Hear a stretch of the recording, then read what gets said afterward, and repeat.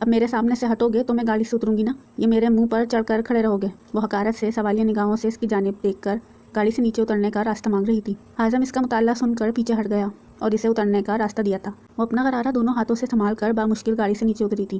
حازم اپنے قدم آہستہ آہستہ آگے بڑھا رہا تھا تاکہ مہرماں اس کی برابری میں چل سکے، جبکہ مہرماں ایک قدم کو بڑھانے میں 5 سیکنڈ کا وقت لے رہی تھی۔ غرارہ تھا کہ اسے سنبھالا نہیں جا رہا تھا اور وہ خود بھی تپی ہوئی تھی، گویا پیر کے نیچے زمین نہیں، کسی نے دہکتا ہوا کوئلہ رکھ دیا ہو۔ دونوں ولا کے اندر آ چکے تھے۔ وائٹ کلر کا یہ ولا واقعی خوبصورت سنگ مرمر کے پتھروں سے بنا ہوا تھا۔ اندر آنے کے بعد اس کے سامنے جو شخصیت سامنے آئی تھی اسے دیکھ کر مہرماں کے تو ہوش ہی اڑ گئے تھے۔ وہ سامنے کھڑی شخصیت کو دیکھ رہی تھی اور سوچوں کا تانا بانا اپنے ذہن میں بنے جا رہی تھی کہ بھلا اس سنسان گھر میں یہ کون ہے؟ کہیں یہ حازم کی تو اس کے ذہن میں چمکا ہوا تھا۔ اس نے تو آج تک سنا تھا کہ حازم ہمیشہ اکیلا رہتا ہے، پھر یہ ینگ لیڈی کون تھی جو سامنے کھڑی ان کی استقبال کے لیے تیار تھی؟ السلام علیکم بابا، آپ آ گئے؟ میں نے سارے کمرے کی ڈسٹنگ کر دی ہے، اور کوئی حکم ہو تو مجھے بتا دیں۔ بہت بہت شکریہ سغرا بی بی، فی الحال تو کوئی کام نہیں ہے، لیکن ان محترمہ سے پوچھ لیں، ہو سکتا ہے انہیں کسی چیز کی ضرورت ہو۔ حازم مہرماں کے چہرے کی جانب اشارہ کرتے ہوئے سغرا بی بی سے کہا تھا۔ حازم کی بات سن کر مہرماں سوچنے پر مجبور ہو گئی کہ یہ خاتون ہے کون۔ نام سے تو یہ کافی اولڈ لگ رہی تھی، لیکن سامنے سے اچھی خاصی ینگ لیڈی تھی۔ کہیں حازم نے کسی کو اپنے گھر میں قید تو نہیں کر کے رکھا ہے؟ مہرماں کا دماغ تیزی سے چل رہا تھا۔ وہ خود سے ہی تانے بانے بن کر کسی نیچ پر پہنچنے کی کوشش کر رہی تھی۔ سلام بی بی جی، میں سغرا ہوں۔ اگر آپ کو کسی بھی چیز کی ضرورت ہو تو آپ مجھے لینڈ لائن نمبر سے کال کر دیے گا۔ میں یہیں پاس میں جو نیکسی ہے اسی میں رہتی ہوں، میں آپ کو 24 گھنٹے میسر رہوں گی۔ سغرا بی بی نے ایک ہی سانس میں اپنے خدمات پیش کی تھیں۔ جی نہیں، مجھے کسی چیز کی ضرورت نہیں ہے، بس مجھے میرا کمرہ دکھا دیں۔ مہرماں کو اب زیادہ دیر کھڑا رہنا مشکل ہو رہا تھا۔ بھاری بھرکم غرارہ پہن کر وہ اپنی نازک ٹانگوں پر بامشکل کھڑی تھی۔ اس نے فوراً اسے کمرے کا پوچھا۔ وہ جلد از جلد جا کر اپنے کپڑے چینج کرنا چاہتی تھی تاکہ اس عذاب سے جان چھڑوائے، جبکہ حازم خاموشی سے کھڑا تھا۔ جی بہتر بی بی جی، آپ میرے ساتھ آئیں، سغرا بی بی سے ہاتھوں ہاتھ لیے اپنے پیچھے آنے کا بولی تھی۔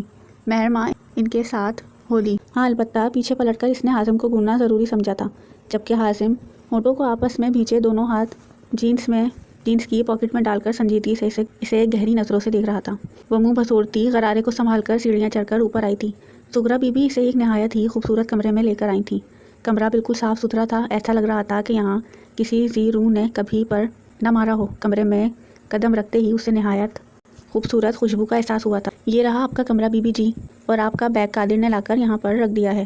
اس کے علاوہ آپ کو اگر کسی بھی چیز کی ضرورت ہو تو آپ مجھے حکم کر سکتی ہیں۔ میں اس گھر کی ملازمہ ہوں، اس لیے مجھ سے کچھ بھی مطالعہ کر سکتی ہیں۔ میں امید کرتی ہوں کہ آپ کو کبھی مایوس نہیں کروں گی۔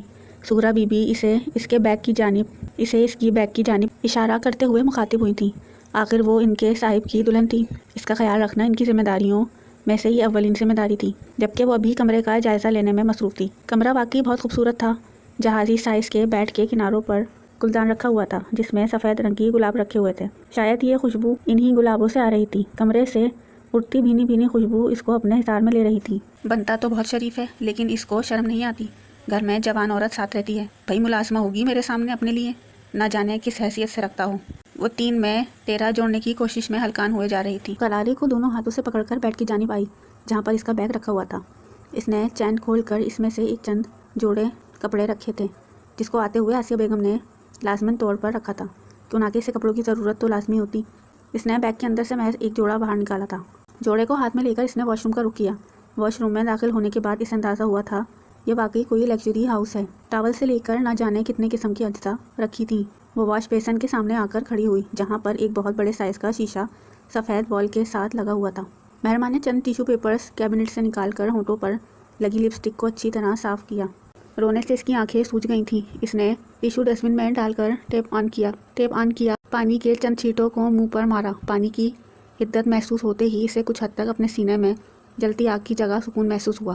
آئینے میں اسے اپنا آپ ایک بے بس اور بہت کمزور لڑکی کا وجود لگ رہا تھا۔ یہ تو وہ مہرماں تھی ہی نہیں جو اپنی صد و غصے کے آگے کسی کی نہیں سنتی تھی، اور آج وہی لڑکی اتنی کمزور تھی کہ اس کی زندگی کا اتنا بڑا فیصلہ اس کی مرضی کے خلاف کر دیا گیا۔ اسے شدت سے رونا آ رہا تھا۔ وہ بے آواز پھوٹ کر رونے لگی تھی، حتیٰ کہ اسے ہچکیاں آنا شروع ہو گئی تھیں۔ حازم کمرے میں آنے کے بعد پہلے شاور لیا تھا۔ طبیعت پر تاریک عسل مندی کسی حد تک کافور ہو چکی تھی، لیکن پھر بھی اسے بہت زیادہ گھٹن محسوس ہو رہی تھی۔ یوں لگ رہا تھا کہ زندگی کا یہی آخری لمحہ ہے۔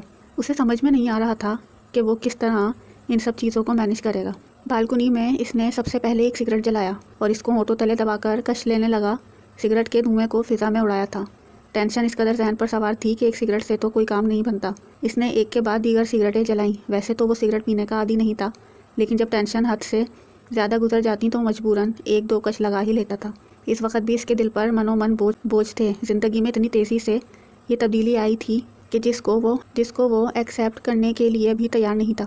سگریٹ کو شہادت کی انگلیوں کے بیچ میں رکھ کر وہ گردن آسمان کی جانب اٹھا کر ابھرتے چاند کو دیکھ رہا تھا۔ اس کا دکھ اور درد کوئی نہیں سمجھ سکتا تھا سوائے اللہ کے۔ کہنے کو وہ اس کی من پسندیدہ عورت اس کے نصیب میں آ چکی تھی، لیکن پھر بھی وہ اس سے کوسوں دور تھی، اور اس دوری کو نہ تو وہ مٹا سکتا تھا اور نہ ہی مٹانے کی ہمت رکھتا تھا۔ باتوں باتوں میں خدا کو بتایا میں نے، مجھ کو ایک شخص ضروری ہے مگر خیر۔ اعظم کو کہیں نہ کہیں یہ سوچ کر پچھتاوا ہو رہا تھا، کہیں اس محبت کو لے کر خود غرض تو نہیں ہو گیا ہے مہرما کے لیے۔ لیکن اس کی بھلا کیا غلطی تھی؟ سارا فیصلہ تو عامر صاحب نے کیا تھا۔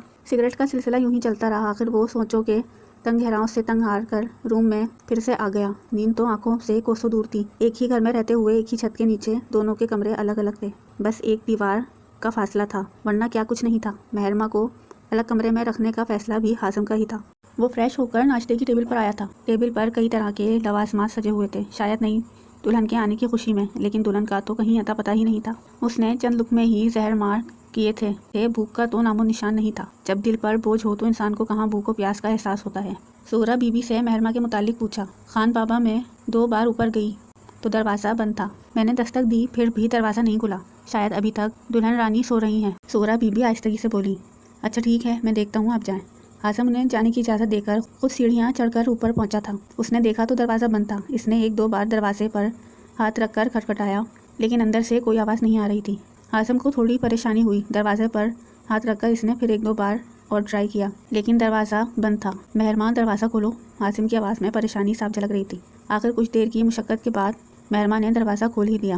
اعظم جب تک کہ کمرے میں داخل ہوتا یکدم سے مہرما کا سر چکرایا، وہ یکدم لرزنے لگی۔ وہ یکدم زمین پر گرنے ہی والی تھی کہ اعظم نے ایک بھی لمحہ ضائع کیے بغیر اپنا ہاتھ آگے بڑھایا۔ مہرما بل کھاتی سیدھا اس کے بازوؤں میں اپنے نازک سے وجود کے سمیت جھول گئی تھی۔ اس کا بخار کی تپش سے جھلستا ہوا وجود اعظم کی باہوں میں آ سمٹا تھا۔ وہ اس کو سینے سے جا لگی تھی۔ اگر جو یہ کوئی عام حالات ہوتے تو مہرما عامر اس کا خون کر دیتی، مگر در حقیقت معاملہ یہاں اس کی بے ہوشی کا تھا۔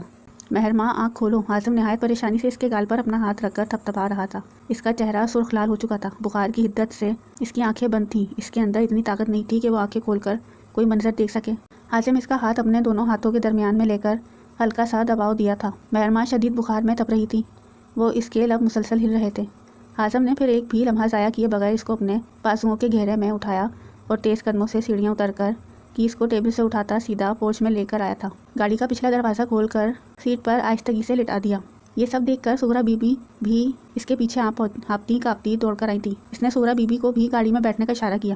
مہرما کی یہ ناساز حالت دیکھ کر زہرا بی بی بھی پریشان ہو گئی تھی کہ آخر نئی نویلی دلہن کو کیا ہو گیا۔ اعظم 100 کی اسپیڈ سے گاڑی روڈ پر دوڑاتے ہوئے اسپتال پہنچا تھا۔ اس نے ایمرجنسی وارڈ میں ڈاکٹر کو مہرما کو دکھانے کا فیصلہ کیا۔ ہاسپٹل پہنچنے کے بعد اس نے مہرما کو پچھلا دروازہ کھول کر اپنے بازو میں اٹھاتے ہوئے اسپتال کے اندر لے گیا۔ مہرما کی آنکھیں ویسی بند تھیں۔ اعظم کے تو رونگٹے ہی کھڑے ہو گئے تھے۔ مہرما کی حالت دیکھ کر وہ خود بہت مشکل سے ضبط کیا تھا۔ اگر جو خدا نخواستہ مہرما کا کچھ ہو جاتا تو وہ چچا جان کو کیا جواب دیتا؟ اس کو اپنا آپ قصوروار لگ رہا تھا۔ مہرما کی اس حالت کا ذمہ دار وہ خود کو ٹھہرا رہا تھا۔ اگر جو ایسا نہ ہوتا تو مہرما کے ساتھ یہ سب نہ ہوتا۔ اس کا دل خون کے آنسو رو رہا تھا۔ فوری طور پر ڈاکٹر نے مہرما کو ایمرجنسی وارڈ میں لے کر گئے اور اس کا علاج شروع کر دیا۔ کوریڈور کے باہر زہرا بھی اعظم پریشانی حالت میں کھڑے تھے۔ اعظم کے قدم زمین پر جم سے گئے تھے۔ وہ اپنی جگہ سے ہلنے کی ساکھ نہ رکھتا تھا۔ دونوں ہاتھوں کی انگلیوں کو آپس میں پیوست کیے وہ اپنی جگہ ساکھ سی حالت میں بیٹھا تھا۔ آدھے گھنٹے کے بعد ڈاکٹر کی آمد ہوئی تھی۔ اعظم ان کی جانب دوڑتے ہوئے گیا۔ اس کے دل میں ایک ہی خوف تھا کہ اگر ڈاکٹرز نے کوئی بری خبر سنا دی تو وہ تو جیتے جی مر جائے گا۔ خدا تعالیٰ کا لاکھ لاکھ شکر کیا تھا اعظم نے کہ ڈاکٹر نے آتے ہی اس کو خوشخبری دی تھی کہ اب پیشنٹ خطرے سے باہر ہے۔ عین وقت پر ہاسپٹل پہنچنے پر ڈاکٹرز نے سب کچھ کنٹرول میں کر لیا تھا۔ اگر ذرا سی بھی دیر ہو جاتی تو شاید کچھ نہ کچھ ہو جاتا۔ کیا میں اپنی بیوی سے مل سکتا ہوں؟ اس نے ڈاکٹر سے ملنے کے متعلق پوچھا۔ جی ضرور۔ ڈاکٹرز اسے اندر جانے کا راستہ دیتے ہوئے خود کیبنٹ کی طرف بڑھ گئے تھے۔ اعظم بہت ہمت کر کے کوریڈور کے اندر داخل ہوا تھا۔ سامنے ہی مہرما کاٹ پر بے سود پڑی ہوئی تھی۔ گرین کلر کے پلین سوٹ میں وہ بے انتہا کی خوبصورت لگ رہی تھی۔ ڈرپ اس کے ہاتھوں میں لگی تھی۔ البتہ اس کی آنکھیں اب کھلی تھیں، لیکن وہ پہلی والی اور اس مہرما میں زمین و آسمان کا فرق تھا۔ کمزور سا بے جان سا جسم، نم پلکیں، چہرے پر دنیا جہاں کی اداسیاں۔ ایسا لگ رہا تھا کہ اسے کسی نے زندہ لاش بنا دیا ہو۔ اب کیسی طبیعت ہے؟ وہ مہر ماں کے کاٹ کے نزدیک آ کر مستحق انداز میں ہمت جٹا کر پوچھا تھا۔ اس کے سوال پر مہر ماں بالکل خاموش تھی۔ اس نے کوئی جواب دینا ضروری نہیں سمجھا۔ ہاں البتہ اس کا چاہ و جلال سمٹ کر چہرے پر دوبارہ سے آ رہا تھا۔ اس شخص کا سامنا کرنا اسے ہرگز